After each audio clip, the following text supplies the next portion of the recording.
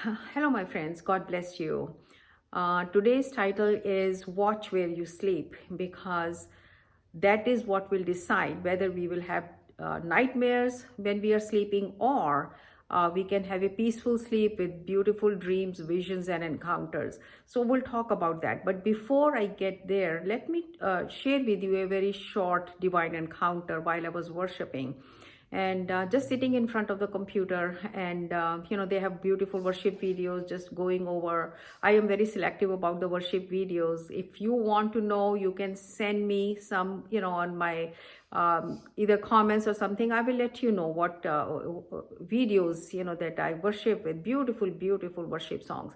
So but anyways, worshiping, and all of a sudden I started to see that from ceiling you could see like a mist, or like very fine drops of rain falling, like maybe 2 or 3 feet wide. It's all falling and it's just coming from the ceiling. And when I looked at the table, there was nothing. It wasn't wet, it wasn't it was all dry. So it happened one time, two times, and few times. And it happened, then I knew that it was the Lord's anointing, it was the Lord's presence. Because many times I have felt feather touch on my face, on my arm, my arms, my hand. So that is how many times the Lord shows that He's pleased. So let us now get into this today's topic, because worship is the part of that too. So watch where you sleep.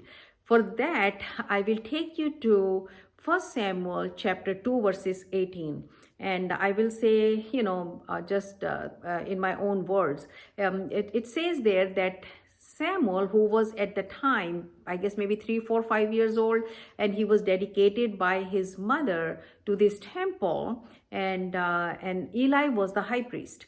So he is dedicated to the temple, and he is day and night. He's there. He's doing little chores. I mean, you can imagine 3, 4, 5 years old child what he can do. But whatever. But he was there. He was just growing up in the temple, in the presence of God. So what happened is that when he's growing, he's doing little small things, maybe cleaning up or whatever was needed. And he was wearing the vest of a priest. As a small child, he was wearing the vest of the priest, like other priests would wear. And so he grew up there, and do whatever Eli told him. So now he's growing up, and he is almost about 12 years of age. And you go to now chapter 3 verses 1, it says he continued to minister. So in 2:18, if we go to 2:18 says that Samuel was ministering to the Lord. And then go to chapter 3 verses 1, again it says Samuel continued to minister to the Lord, means doing things for the Lord. And so continuation is very important in our lives also, whether it is praying, whether it is fasting, whether it is reading the word, whether it is speaking in tongues, whether it is worship, whatever it is, we must continue. We cannot just do it once in a while. And so continuation is very important, and that is, we will see the result of Samuel when he continued to minister to the Lord, because he is day and night, he's there. But if you keep reading chapter 3, you will see it says finally that Samuel slept near the ark. So he is sleeping also. Not only he's working and ministering during the daytime in the temple, but he is also now sleeping. And according to some Jewish scholars, he was sleeping by the lampstand, by menorah in the inner court. And he must have been watching when he was little that the priests come in every morning, because it was the command of the Lord that the lamp should never go out. And so a priest would come out early mornings, and they will make sure that there is oil, there is everything is taken care of, so the lamp keeps burning. So now he is almost 12 years of age. And according to the Jewish scholars, he's 12 years of age. And now he is most probably doing all of this because he grew up watching those priests coming up early in the morning. So he's sleeping by menorah, sleeping by the lampstand, getting up early mornings, and maybe 4 o'clock or 5 o'clock, because that was the time it's written that the lamp would go out. So they would have to make sure before that. So now if we look at, so he's getting up and doing all, making sure the light is burning, lamp is burning. So he is now doing it, and he's become becomes used to that, and he is day and night he is there in the temple. So God is watching him. God is watching him do all of this day and night, day and night. He was 3, 4, 5 years old, whatever, and now he's 12 years of age. So God could not resist his love for him, that he was ministering to the Lord, ministering to Adonai day and night. So God spoke to him. Audible voice of the Lord. God spoke to him. He called out his name 1 time, 2 times, 3 times. And this was the first time that he was hearing. So he did not know if God was calling out his name. And then God called him twice. And based on how Eli had told him that now if you hear the voice of the Lord, make sure that you say to the Lord, Lord, your servant is listening, speak. So that is what exactly small little child Samuel did. When 4th time it says the Lord came and stood by him. So when we are ministering to the Lord, when we are sleeping in his presence, as Samuel was sleeping right in the temple, right by the menorah, he was sleeping in the presence of the Lord. So God came to him and stood by him. And that is a very important clue to all of us, very important clue to all of us, because he was making sure that the wicks are trimmed now, getting up early morning, making sure there's enough oil, olive oil in there, so the lamps keep burning. And so when we do the same thing, when we get up early morning, when we read and study the word of God in the morning, what are we doing? Because lamp represents the word of God, the light represents the word of God, oil represents the Holy Spirit, oil represents the anointing. So when we get up in the mornings and study the word of God, what are we doing? We are putting light inside of us. When we put the word of God inside of us, we are putting light inside of us, we are putting life inside of us. And then when we go out, that light shines through us on other people. The light of the world shines through us, and also the anointing of the Holy Spirit works through us. So that is how God was pleased with him, and he was having beautiful divine encounters with the Lord because he slept in the presence of the Lord. And so now I'll share with you some other things also.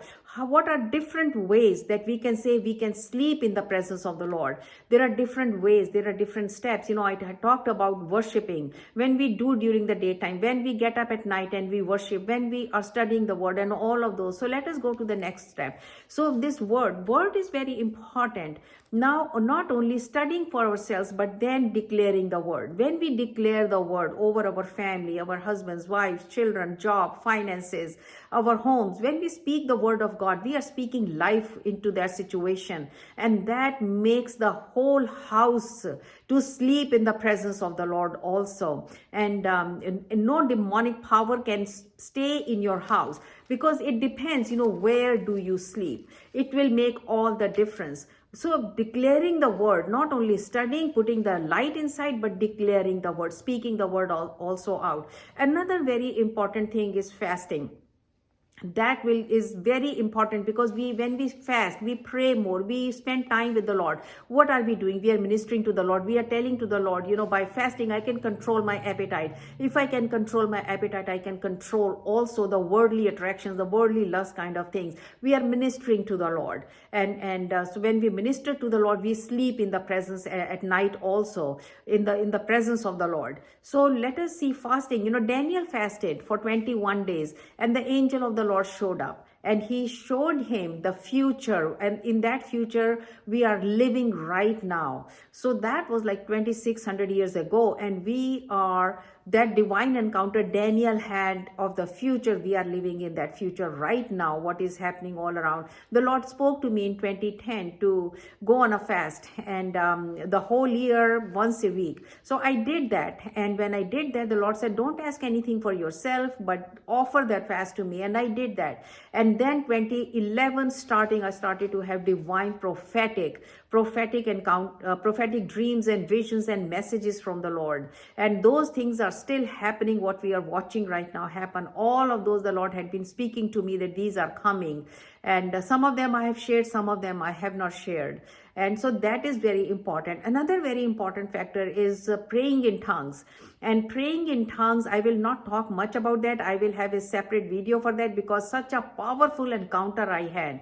The Lord spoke to me like fasting. He spoke to me start praying in tongues day and night. And I did that during the daytime. I will continue. Sometimes you forget, then you start to continue. Then at night time, when I would wake up, it was for months I did that. At night time, I would wake up, I will find myself speaking in tongues. And it was in my spirit I was speaking in tongues. I could hear every single word.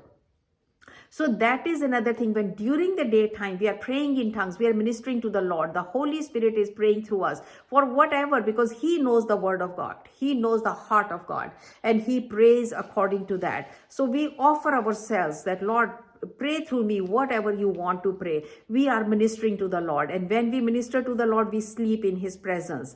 And another thing very, very important is forgiveness. We must forgive any and everyone, whosoever has hurt us.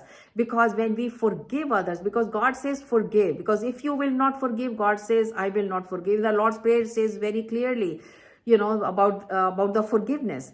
And then we also know another parable in the Word of God that says that the person, the servant who did not forgive, God commanded his servants to throw that servant into the darkness, into where there is a gnashing of teeth. Forgiveness is very, very important. We do not hold grudges against anybody, even if they have done wrong to us.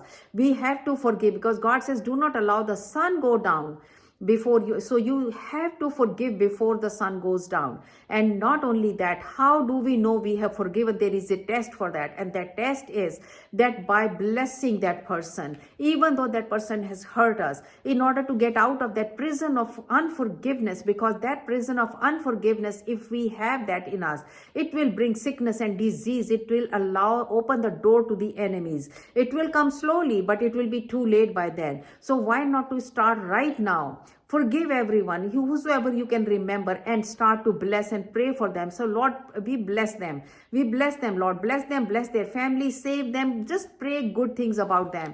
That will tell the Lord, because if we are doing it from our heart, blessing them, that will tell the Lord that I have forgiven this person. And that is how we minister to the Lord. The Lord is pleased. When we do things that pleases the Lord, what are we doing? We are ministering to the Lord. And that is when we will sleep also, because during the daytime, at night time, we get up and pray and do all those things. We are sleeping in the presence of God, and that will determine what do we see at night. How do we sleep at night? And I have tried all of those things, and had some nightmares also. But at the same time, when you start to minister to the Lord, it changes. It completely changes. So that was forgiveness was another very, very important thing. And boldness in witnessing is another very important thing, that we must witness to the people, and there is a boldness that comes because the Holy Spirit now comes inside of us, and He starts to minister through us, and He starts to bring witness to the people about the Lord. And we don't, because the word that we had put in, the oil that we had put in, now it is coming out of us. And you will see, because it happens with me all the time, many times in a month. That happens with me, that I get the opportunity to witness to the people face to face, on the phones, wherever, in the malls or wherever, or the grocery stores. So this is how we minister to the Lord. The Lord is pleased. And when we do that, like Samuel was ministering throughout the day, he was doing little things, whatever Eli was telling him, and then he just slept by the menorah, slept by the lampstand. And that is where the God or Adonai showed up and stood by him and called out his name. He had divine encounter. So that happens to us also when we are ministering to the Lord by different ways. I have spoken just now, shared with you. What happens is that by ministering to the Lord, we also sleep in the presence of the Lord, and at night time. And instead of having nightmares, because if we watch some ugly stuff, some wars and fights and some ugly things on the TV, we will have nightmares, exactly what we were watching. But if we are ministering to the Lord during the daytime, at night time we get up and we pray and we worship, depending upon whatever you are doing, whatever the Lord is leading to you, you can, if you cannot do everything what we have shared in this, you can start with little bit something. Start with that and continue, because that's what we saw. Continue to minister, and very, very important. And you will see that you will be sleeping in the presence of the Lord, because it is impossible that you minister to the Lord and you will not sleep in the presence of the Lord, because those two go together. And that is my prayer, that you have received this message, and in the name of Jesus Christ, you will start to sleep in the presence of our Lord, and you will start to have sweet dreams, visions, encounters, divine encounters, and not those nightmares. In Jesus' name, amen. God bless you.